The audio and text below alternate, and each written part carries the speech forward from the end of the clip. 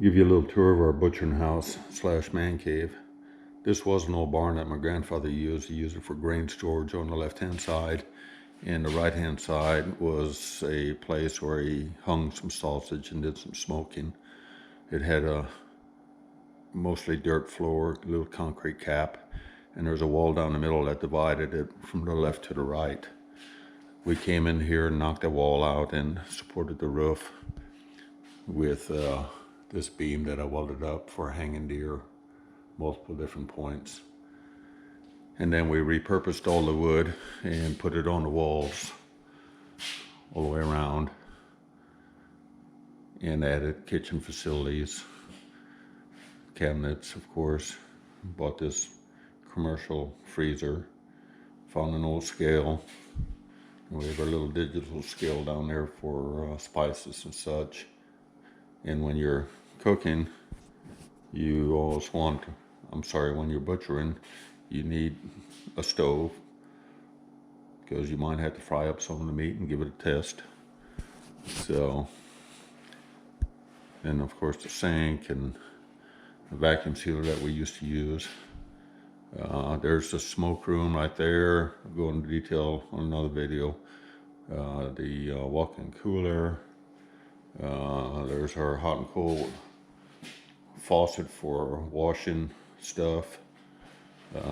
Ended up with this sink with the foot pedals. Great to go and wash your hands when they're full. Both hands are full of grease and such. This year we added an ice maker. Here's our beer fridge. Here's a crown jewel right there. That Hobart grinder mixer. That thing is absolutely a rock star. It will grind and mix 200 pounds at a time. And I believe it's rated at 60 pounds a minute under ideal conditions. I got a smoking deal on that from a neighbor. And yes, I'm spoiled. That's our sausage tying table. And then we have two of these vacuum sealers.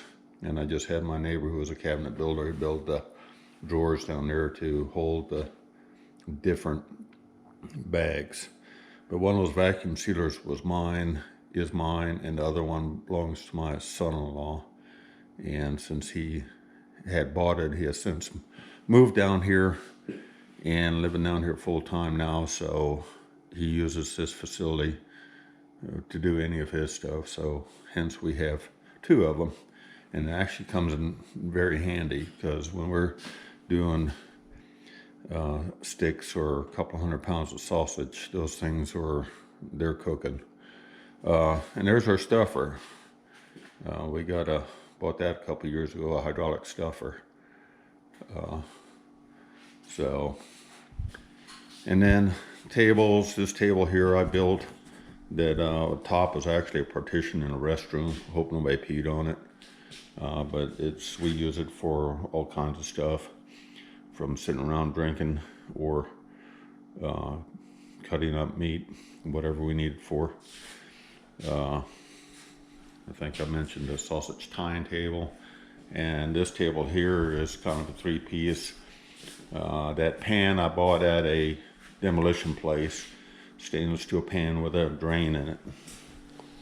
And that only thing we can figure is probably a cadaver table at a mortuary or something, but shoot, it washes up pretty good. And then I made the base for it. That pan just sits on top, rolls around. We can roll the drain right over the floor drain, so the blood and everything just goes down the drain.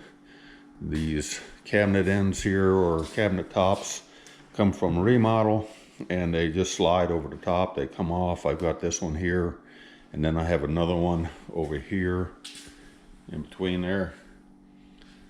And they are really well for when we're making sausage. We'll make sausage up here on top, and this will be wet and slick, and we just slide the sausages down in a pan, and then they're ready to go to the next stage of cutting them and tying them. One interesting aspect of this old barn was really cool. My grandfather had, I mentioned used it for grain storage. So these pieces of wood had rat holes. You can see the one up here, right up there. And he had to figure out a way to patch those. So that's where these old license plates come in. He patched any kind of hole that a rat will go through with a license plate. And here's a couple of other patches that are really cool, I thought, and custom made. Here's one he hammered out of some kind of piece of tin. And there's another one on here someplace. But anyway, there it is. There's another patch that he made. But it was all about functionality. So we tried to preserve as much of the character as we could in here. The ceiling is the old roof. We pulled the roof off and repurposed it as a ceiling. Put fluorescent lights in here. And then kind of a new addition is the mini split up there. And then trophies from past. And believe me, when we were young, we didn't have deer, and those were trophies. Now we just look at them and take pictures, or don't even take pictures of those deer. This is kind of important. This is winch right here. The winch does a directional pull at an angle. I got a pulley down there, and then we'll hang the deer way up here, right up here. And then we'll pull the skin off at an angle going down to that pole there. And that'll be featured in other videos. But good enough for now. Yes, we are spoiled. Can't imagine what my grandfather would then think of our facilities. I'm almost embarrassed, but I tell you what, it's a godsend, and we try to bless people any way we can with it. Anybody that wants to use it. Like I say, it's not a blessing to me unless I can bless other people with it. So I love to share.